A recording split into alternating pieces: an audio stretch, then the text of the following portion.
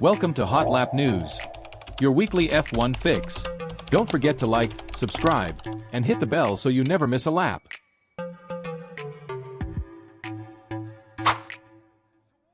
George Russell's contract saga. A masterclass in Mercedes power play. George Russell is having the season of his life. He's a race winner, fighting at the top of the championship, and the undisputed leader at Mercedes. And yet, he doesn't have a contract for next year. Why? The answer lies in a complex and fascinating power game, where Mercedes, holding all the cards, is using time, psychology, and even the shadow of Max Verstappen to conduct the most calculated contract negotiation on the grid. Welcome back to Hot Lap News. If you're a true Formula One fan, make sure to subscribe and check the description for more links, trusted partners, and ways to support our work. Let's dive into one of the most intriguing behind-the-scenes battles happening right now. Let's start with the facts, because they make this situation even more bizarre. George Russell's performance in 2025 has been nothing short of spectacular. His victory in Canada was the cherry on top of a season defined by consistency and pure speed. Even his team principal Toto Wolff isn't shy with praise. Back in Singapore, he said Russell is one of the top 3, maybe even top 2, or the best driver in the world this year. So, if the driver is this good and the team values him so highly, what's the holdup? The first reason behind the delay has a name: Max Verstappen. At the start of the season, with Red Bull facing its own internal uncertainties, Mercedes, like any top team, kept its doors open to the possibility of signing the reigning world champion. Even Russell himself, showing impressive maturity, openly admitted this after his Canadian victory. He said, "If every driver was out of contract, Max would be number 1 on every team's list. It's understandable, no hard feelings." Today, with Red Bull's situation more stable, the Max factor has faded, but it served as the perfect excuse for Mercedes to delay negotiations earlier this year. And now, without Verstappen as a distraction, Mercedes' real negotiation strategy is in full motion. Mercedes is taking its time renewing Russell for several highly calculated reasons. Because, as many experts say, they hold all the cards. Let's break them down. Card number 1. Russell's lack of alternatives. Where could George Russell realistically go? If he were to leave Mercedes, his options among top teams are extremely limited. Red Bull. Impossible. They operate with a clear, one-star driver philosophy centered around Max Verstappen. They avoid managing 2 alpha drivers, and Russell's growing rivalry with Max is well documented.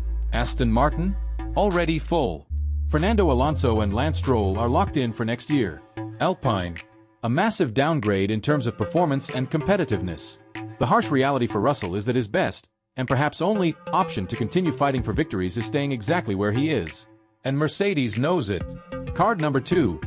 Mercedes controls his career. One crucial detail many forget: Mercedes fully manages Russell's career. No other team can approach him secretly or make offers behind the scenes. Every conversation goes through Toto Wolff.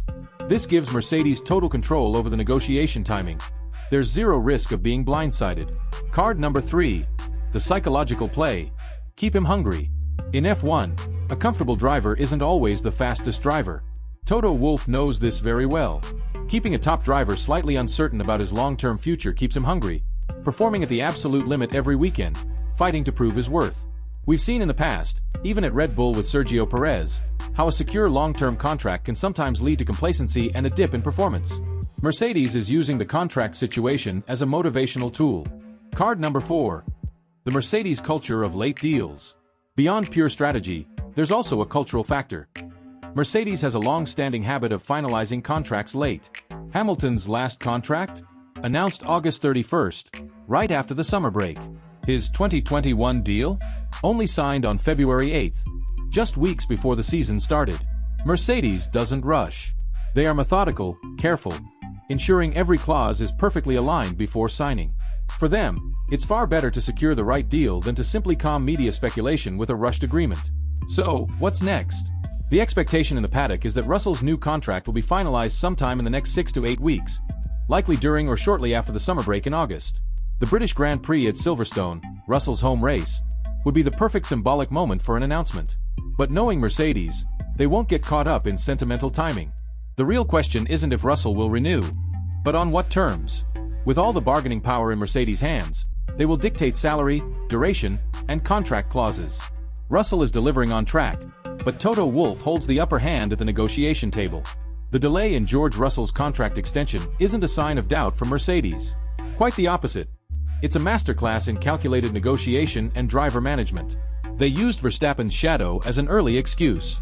Now, they're leveraging Russell's limited market options, maintaining psychological pressure, and following their methodical contract approach to retain total control and keep their star driver performing at his absolute best. It's a fascinating power game that proves once again, in Formula One, some of the most important battles happen off the track. Now I want to hear from you. Is Mercedes being fair with George Russell? Should they have signed him already? Leave your thoughts in the comments below. Thanks for watching Hot Lap News. I'll see you in the next one.